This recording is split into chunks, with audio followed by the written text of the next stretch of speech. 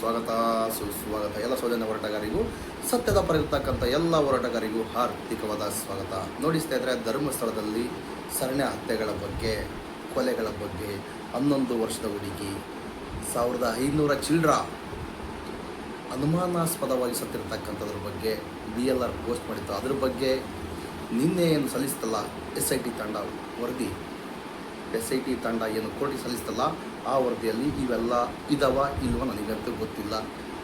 ಖಂಡಿತವಾಗಿ ಇದ್ದೇ ಇರ್ತವಂತ ಭಾವಿಸೋಣ. ನೋಡಿ ಸ್ನೇಹಿತರೆ, ಇಲ್ಲಿ ನಮ್ಮ BJPಯ R ಅಶೋಕ್ ವಿರೋಧ ಪಕ್ಷದ ಅಧ್ಯಕ್ಷ. ಈ ವೈಗೆ ಸ್ಥಾನ ಯಾಕೆ ಕೊಟ್ಟರು ಯಾಕೆ ಬಿಟ್ಟರು ನನಗಂತೂ ಒಂದು ಅರ್ಥ ಆಗ್ತಿಲ್ಲ ಸ್ವಾಮಿ. ವಿರೋಧ ಪಕ್ಷದ ಅಧ್ಯಕ್ಷ R ಅಶೋಕ್ ವಿರೋಧ ಪಕ್ಷದ ಸ್ಥಾನ ಯಾಕೆ ಕೊಟ್ಟರು ಆ ವೈಗೆ, ಯಾಕೆ ಬಿಟ್ಟರು ನನಗಂತೂ ಒಂದು ಅರ್ಥ ಆಗ್ತಿಲ್ಲ. ಅದಕ್ಕೋಸ್ಕರನೇ ನಮ್ಮ ರಾಜ್ಯದಲ್ಲಿ BJP ಹಳ್ಳ ಹಿಡಿಯುವಂಥ ಪರಿಸ್ಥಿತಿ ಬಂದಿದೆ. ಯಾಕಂದರೆ ನೋಡಿ, R ಅಶೋಕ್ ಸಾಹೇಬರು ದೊಡ್ಡದಾಗಿ ಕೊಚ್ಕೊತಾ ಇದ್ದಾರೆ. ಏನಂತ, ನಾವು ಧರ್ಮಸ್ಥಳದ ಪರವಾಗಿ ಹೋರಾಟ ಮಾಡಿದ್ವಿ, ಇಲ್ಲೆಲ್ಲ ಅರ್ಬಲ್ ನಕ್ಸಲೈಟ್ಗಳಿದ್ದಾರೆ, ವಿದೇಶದಿಂದ ಫೋನ್ ತಗೊಂಡಿದ್ದಾರೆ, ಅಲ್ಲಿಂದ ಫೋನ್ ತಗೊಂಡಿದ್ದಾರೆ, ಇಲ್ಲಿಂದ ಫೋನ್ ತಗೊಂಡಿದ್ದಾರೆ, ಅಲ್ಲೊಂದು ದೊಡ್ಡ ಗ್ಯಾಂಗ್ ಐತೆ, ಹಂಗೆ ಹಿಂಗೆ ಅಂದರೆ ದೊಡ್ಡ ಗ್ಯಾಂಗ್ ಯಾವುದು?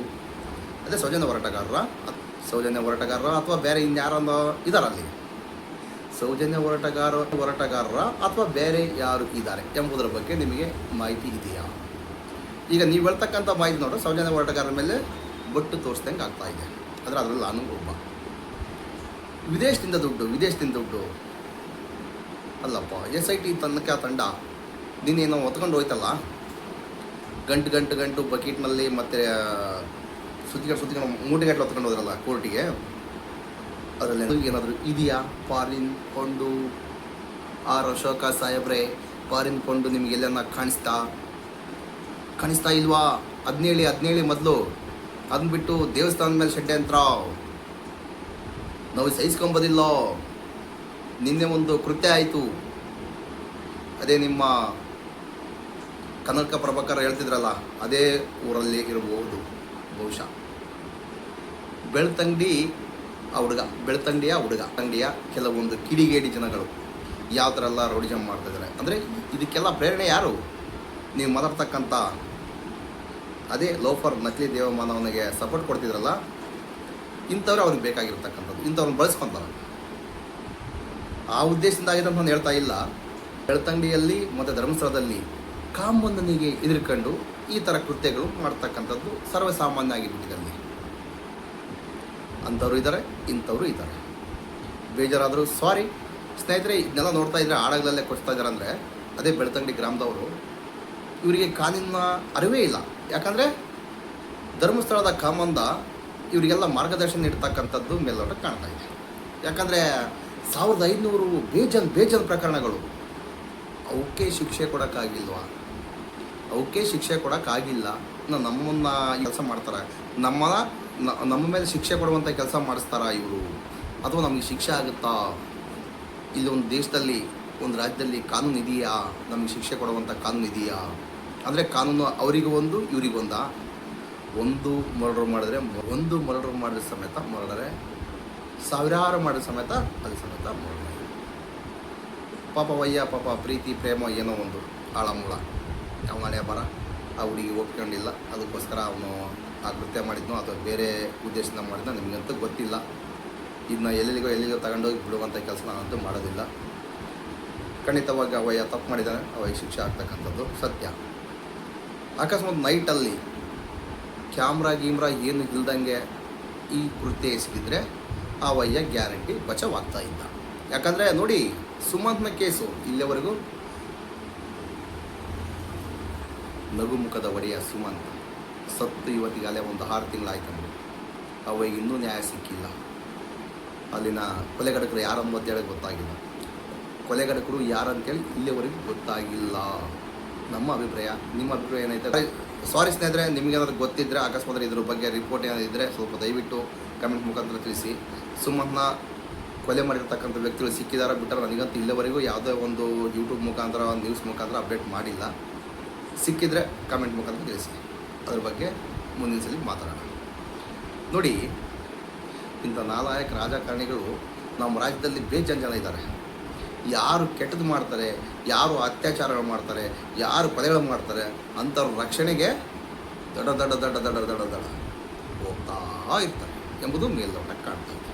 ಹಾಗೆ ಆಗ್ತಕ್ಕಂಥದ್ದು ನೋಡಿ, ಸೌಜನ್ಯ ಹೋರಾಟಗಾರರು ಕೊಲೆ ಆಗಿರ್ತಕ್ಕಂಥದಕ್ಕೆ ನ್ಯಾಯ ಕೇಳ್ತಕ್ಕಂಥದ್ದು, ಕೊಲೆ ಆಗಿರ್ತಕ್ಕಂಥವ್ರಿಗೆ ನ್ಯಾಯ ಕೊಡಿಸ್ತಕ್ಕಂಥ ಒಳಗಾಗಿದ್ದಾರೆ ಅಂಥವ್ರ ಪರವಾಗಿ ನಮ್ಮ ಸೌಜನ್ಯ ಹೋರಾಟಗಾರರು ನಿಂತ್ಕೊಂಡಿರ್ತಕ್ಕಂಥದ್ದು. ಅದನ್ನ ಬಿಟ್ಟು ಧರ್ಮಸ್ಥಳ ಮಂಜುನಾಥ ಷಡ್ಯಂತ್ರ, ಹಂಗೆ ಷಡ್ಯಂತ್ರ, ಹಿಂಗೆ ಷಡ್ಯಂತ್ರ, ಏನು ಹೇಳ್ಬೇಕ್ರಿ ಅಶೋಕ್ ಸಾಹೇಬರಿಗೆ? ಏನು ಹೇಳ್ಬೇಕು ಹೇಳಿ? ಅಲ್ಲ ರೀ, ನಿಮಗೆ ಮಾನ ಮರ್ಯಾದೆ ಸ್ವಲ್ಪನಾದ್ರೂ ಇಲ್ವಾ? ಆ ರಿಪೋರ್ಟಲ್ಲಿ ಇವರೇ ಇದ್ದಾರೆ ಅಂದರೆ ಆ ರಿಪೋರ್ಟು ಇವಾಗ ಮುಂಚಿತವಾಗಿ ಗೊತ್ತಾಗ್ಬಿಟ್ಟಿದೆಯಾ? ಏನು ಲೀಕ್ ಆಗಿಬಿಟ್ಟಿದೆಯಾ? ಸೌಜನ್ಯ ಹೋರಾಟಗಾರರು ಷಡ್ಯಂತ್ರ ಮಾಡಿದ್ದಾರೆ, ಫಾರಿನ್ ಫಂಡು, ಆ ಫಂಡು ಈ ಫಂಡ್ ಅಂತ ಹೇಳ್ತಿದ್ದಾರಲ್ಲ, ಫಾರಿನ್ ಫಂಡು ಆ ಫಂಡು ಈ ಫಂಡ್ ಅಂತ ಹೇಳ್ತಿದ್ದಾರಲ್ಲ ಆರ್ ಅಶೋಕ್ ಸಾಹೇಬರು ಆರ್ ಕನ್ನಡ ಮಾಧ್ಯಮದಕ್ಕೆ, ಆರ್ ಕನ್ನಡ ಇಂಟರ್ವ್ಯೂವಲ್ಲಿ ಹೇಳ್ತಾ ಇದ್ದಾರಲ್ಲ. SIT ವರದಿ ಇವ್ರಿಗೇನಾದರೂ ಗೊತ್ತಾಗಿದೆಯಾ? ಏನು ಅವ್ರು ತೋರಿಸ್ಬಿಟ್ಟಿದ್ದಾರ? ಸೌಜನ್ಯ ಹೋರಾಟಗಾರರು ಇಲ್ಲಿ ಏನು ನಡೆದೇ ಇಲ್ಲ, ಇವರೇ ಎಲ್ಲ ಬಿಂಬಿಸ್ಬಿಟ್ಟಿದ್ದಾರೆ, ಸಾವಿರಾರು ನೂರಾರು ಕೋಟಿ ದುಡ್ಡು ಇಸ್ಕೊಂಡು. ಇದ್ರ ಬಗ್ಗೆ ಕ್ಲಾರಿಟಿ ಕೊಡಬೇಕಲ್ವಾ? ಆ ವರದಿ ನೀನೇ ಓದ್ಬಿಡಪ್ಪ ಆರ್ ಅಶೋಕ್ ಸಾಹೇಬ್ರೆ, ನೀವೇ ಓದ್ಬಿಡ್ರಿ. ಸೌಜನ್ಯಳ ಕೇಸನ್ನು ಹಳ್ಳ ಹಿಡಿಸಿದ ಪುಣ್ಯಾತ್ಮ ನೀನು, ಸೌಜನ್ಯ ಕೇಸನ್ನು ಹಳ್ಳ ಹಿಡಿಸಿದ ಪುಣ್ಯಾತ್ಮ ನೀನು. ನಿನ್ನ ಪೀರಿಯಡಲ್ಲೇ ನ್ಯಾಯ ಕೊಡಿಸಿದ್ರೆ ಇಲ್ಲಿವರೆಗೂ ಬರ್ತಾ ಇತ್ತಾ ಈ ಕೇಸು? ಹೇಳಿ, ಬರ್ತಾ ಇತ್ತಾ? ಈಗ ಸಮೇತ ಸೌಜನ್ಯ ಹೋರಾಟಗಾರರ ಮೇಲೆ ನೀನು ತಿರುಚುವಂಥ ಕೆಲಸ ಮಾಡ್ತೀಯಲ್ಲ, ಏನು ಹೇಳ್ಬೇಕಪ್ಪ ನಿನಗೆ? ಸ್ವಲ್ಪನಾದರೂ ಬುದ್ಧಿದೆಯಾ ನಿಮಗೆ? ಬಿ ಜೆ ಪಿಯ ಪಕ್ಷ ನಮ್ಮ ರಾಜ್ಯದಲ್ಲಿ ಯಾವ ಸ್ಥಿತಿಗೆ ಬಂದಿದೆ? ಪಾತಾಳ ಕಾಣುತ್ತೆ. ಇದನ್ನ ಅರ್ಥ ಮಾಡ್ಕೊ. ಈಗಲಾದರೂ ನಿಯತ್ತಾಗಿರು. ಅಲ್ಲಿ ಏನು ವರದಿ ಬಂದತೋ ಅದ್ರ ಬಗ್ಗೆ ಮಾತಾಡು. ಅದನ್ನ ಬಿಟ್ಟು ಎಲ್ಲ ಗೊತ್ತಾಗ್ಬಿಟ್ಟಿದೆ, ಇವರೇ ಷಡ್ಯಂತ್ರ ಮಾಡಿದ್ರು, ಇವ್ರನ್ನ ಏನು ಜೀವಾವಧಿ ಶಿಕ್ಷೆಗೆ ಗುರಿಪಡಿಸಿ ಇವರಿಗೆ ಕಠಿಣವಾದ ಜೀವಾವಧಿ ಶಿಕ್ಷೆ. ಇನ್ನು ಇವರೇನು ರೇಪ್ ಮಾಡಿದಾರಾ, ಕೊಲೆ ಮಾಡಿದಾರಾ, ಮತ್ತೊಂದು ಮಾಡಿದಾರಾ? ಏನು ನಿಮ್ಮ ಧಣಿ ಇದನ್ನಲ್ಲ ಆ ಲೋಫರು, ಅವ್ನಿಗೇನಾದ್ರೂ ಗಜ್ಮ ಮಾಡಿದಾರಾ ಇವರು? ಹೆಂಗ್ರಿ ಹೇಳ್ತಾ ಇದ್ದೀರಿ ನೀವು? ಹೆಂಗ್ರಿ ಹೇಳ್ತಕ್ಕಾಗುತ್ತೆ ಹೇಳ್ರಿ? ಯಾವ ಥರ ಮಾತಾಡ್ತೀರಲ್ರಿ ನೀವು? ಒಬ್ಬ ದೊಡ್ಡ ರಾಜಕಾರಣಿ, ನಿಮ್ಮ ಬಾಯಲ್ಲಿ ಇಂಥ ಪದಗಳು. ಆ ತನಿಖೆ ವರದಿ ಬರಲಿ, ಏನಾಗಿದೆ ನೋಡೋಣ ಅಂಥದ್ದು. ಇಲ್ಲ, ಡೈರೆಕ್ಟಾಗಿ ಇವರಿಗೆ ಕಠಿಣ ಶಿಕ್ಷೆ. ಅಂದರೆ ಈ ವಯ್ಯ ಎಲ್ಲ ನೋಡಿಬಿಟ್ಟಿದಾನ. ಸೌಜನ್ಯ ಹೋರಾಟಗಾರರು ಅತ್ಯಾಚಾರ ಮಾಡಿದಾರ, ಕೊಲೆ ಮಾಡಿದಾರ, ಸುಲಿಗೆ ಮಾಡಿದಾರ, ಧರ್ಮಸ್ಥಳದ ಉಂಡಿ ದುಡ್ಡು ತಗೊಂಡು ಅಕ್ರಮ ಮೀಟ್ರ್ ಬಡ್ಡಿ ದಂಧೆ ಏನಾದ್ರು ನಡೆಸಿದಾರ? ಆರ್ ಅಶೋಕ ಸಾಹೇಬ್ರೆ, ದಯವಿಟ್ಟು ಮುಂದಾಲೋಚನೆ ಮಾಡಿ ಮಾತಾಡಿ. ಹಿಂದಾಲೋಚನೆ ಏನಿಲ್ಲ ನಿಂದು. ಬರೀ ಧರ್ಮಸ್ಥಳದ ಕಾಮಕರ ರಕ್ಷಣೆಗೆ ನಿಂತಿರುವುದು ಮೇಲ್ನೋಟಕ್ಕೆ ಕಾಣ್ತಾ ಇದೆ. ಧರ್ಮಸ್ಥಳದ ಕಾಮುಕರ ರಕ್ಷಣೆ ನಿಮ್ಮ ಹೊಣೆಯಾಗಿದೆ ಅಲ್ವಾ? ಏನು ಹೇಳ್ಬೇಕ್ರಿ ನಿಮ್ಮ ಪಕ್ಷದ ಗತಿ? ಏನು ಹೇಳ್ಬೇಕ್ರಿ ನಿಮಗೆ? ನನ್ನ ಜೀವನದಲ್ಲಿ ನನಗೆ ಬುದ್ಧಿ ಬಂದಾಗಿಂದ ನಾನು BJP ಗೆ ಓಟ್ ಹಾಕಿರ್ತಕ್ಕಂಥದ್ದು. ಇಂಥ ನೀಚರು ಇರ್ತಾರೆ BJP ಪಕ್ಷದಲ್ಲಿ ನಮಗೆ ನನಗೆ ಗೊತ್ತೇ ಇದ್ದಿಲ್ಲ. ನೀಚ ಕೆಲಸ ಮಾಡ್ತಕ್ಕಂಥದ್ದು ಇವಾಗ ಗೊತ್ತಾಗುತ್ತೆ ನಮಗೆ. ಅಲ್ಲ ರೀ, ಸೌಜನ್ಯ ಹೋರಾಟಗಾರ ಕೇಳ್ತಕ್ಕಂಥದ್ದು ನ್ಯಾಯ ಆಗಿರ್ತಕ್ಕಂಥ ಸತ್ಯ ತಾನೇ. ಫೋಟೋಗಳು ಬೇಚನಿದ್ದಾವೆ, ಬುರುಡೆ ಅಲ್ಲಿಂದ ತಂದರು ಇಲ್ಲಿಂದ ತಂದರು. ಅದು ಬೇಸ್ ಒಂದು ಹುದ್ದೆಯಲ್ಲಿರ್ತಕ್ಕಂಥ ವ್ಯಕ್ತಿ. ನೀನು ಏನು ಹೇಳ್ತಿದೀಯಾ? ಆರ್ ಅಶೋಕ ಸಾಹೇಬ್ರೆ, ಏನು ಹೇಳ್ತಾ ಇದ್ದೀರ ನೀವು? ಯಾರೋ ಬುರುಡೆ ತಂದ್ರಂತೆ, ಅದನ್ನ ಸಿದ್ದರಾಮಯ್ಯ ಸಾಹೇಬರು ತನಿಖೆಗೆ SIT ರಚನೆ ಮಾಡಿಬಿಟ್ರಂತೆ, ಹಂಗಂತೆ ಹಿಂಗಂತೆ. ಸ್ವಾಮಿ, ಒಂದು ಬುರುಡೆ ಕಥೆಯಲ್ಲ ಇದು, ಒಂದು ಬುರುಡೆ ಕಥೆಯಲ್ಲ, ಬೇಜಾನ್ ಬುರುಡೆಗಳಿವೆ. ನಿಮ್ಮ ಸಂಬಂಧಿಕರಲ್ವಲ್ಲ, ಅದಕ್ಕೆ ನಿಮಗೇನು ಅನ್ಸೋದಿಲ್ಲ ಅಲ್ವಾ? ಕಿತ್ತೋಗಿರ ಅಶೋಕ, ಹಂಗೆ ಹೇಳ್ಬೇಕು ನಿನಗೆ. ಕಿತ್ತೋಗಿರ ಅಶೋಕನೇ ಅಂತ ಹೇಳಬೇಕು. ಏನು ಹೇಳ್ತೀರಿ ನೀವು? ಷಡ್ಯಂತ್ರ ಎಲ್ಲಿ ಮಾಡ್ಯಾರ ಷಡ್ಯಂತ್ರ? ತೋರಿಸ್ರಿ. ಸಾವಿರಾರು ಕೋಟಿ ಫಾರಿನ್ ದುಡ್ಡು, ಆ ದುಡ್ಡು ಈ ದುಡ್ಡು, ದಾಖಲಾತಿ ಇಟ್ಕೊಂಡು ಮಾತಾಡಿ. ನಾವು ದಾಖಲಾತಿ ಇಟ್ಕೊಂಡು ತೋರಿಸ್ತಾ ಇದೀವಲ್ಲ ನಿಮಗೆ. ಧರ್ಮಸ್ಥಳದಲ್ಲಿ ಇಷ್ಟೆಲ್ಲ ಸಾವುಗಳಾಗಿದ್ದಾವೆ, ಅತ್ಯಾಚಾರಗಳಾಗಿದ್ದಾವೆ. ಧರ್ಮಸ್ಥಳದ ಕಾಮಂದ ದಲಿತರ ಭೂಮಿಯನ್ನು ಕಿತ್ತುಕೊಂಡಿರ್ತಕ್ಕಂಥದ್ದು, ದೌರ್ಜನ್ಯದಿಂದ ಕಿತ್ತುಕೊಂಡಿರ್ತಕ್ಕಂಥದ್ದು. ಸರ್ಕಾರಕ್ಕೂ ಮಕ್ಮಲ್ ಟೋಪಿ ಹಾಕಿ ಬೇಜಾನ್ ಆಸ್ತಿ ಮಾಡಿದ್ದಾನೆ. ಇದ್ರ ಬಗ್ಗೆ ನಿಮ್ಮ ಧ್ವನಿ ನಿಮ್ಮ ದುಡ್ಡು ಏನಾದರೂ SKRDP ಸಂಸ್ಥೆಯಲ್ಲಿ ಇದೆಯಾ? ಅದಕ್ಕೋಸ್ಕರನೇ ಅವರನ್ನು ಉಳಿಸುವಂಥ ಪ್ರಯತ್ನ. ಏನ್ರಿ ಅಶೋಕ್ ಸಾಹೇಬ್ರೆ, ಸಿಟ್ಟು ಬರೋವಂಗೆ ಮಾತಾಡ್ತೀರಲ್ವಾ? ಉನ್ನತ ಸ್ಥಾನದಲ್ಲಿರ್ತಕ್ಕಂಥ ವ್ಯಕ್ತಿ ಕೆಳಮಟ್ಟಕ್ಕೆ ಇಳ್ಕೊಂಡು ಮಾತಾಡ್ತೀಯಲ್ಲ, ಏನು ಹೇಳ್ಬೇಕಪ್ಪ ನಿನಗೆ? ಏನು ಹೇಳ್ಬೇಕು ಹೇಳ್ರಿ ನಿಮಗೆ? ನೀವು ಹಿಂದೂಗಳಂತೀರಿ, ಮುಂದುಗಳಂತೀರಿ.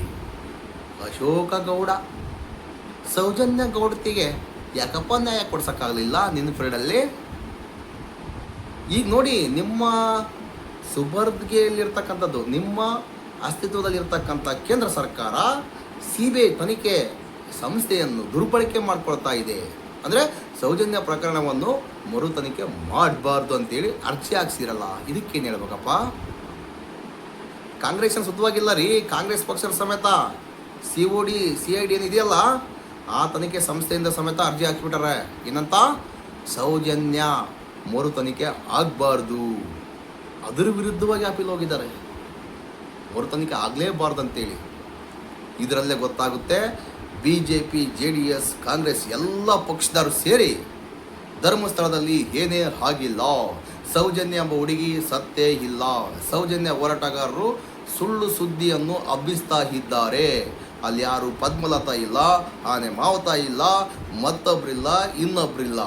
ಸೌಜನ್ಯಳು ಸಹ ಜೀವಂತವಾಗಿ ಧರ್ಮಸ್ಥಳದಲ್ಲೇ ನೆಲೆಸಿದ್ದಾಳೆ.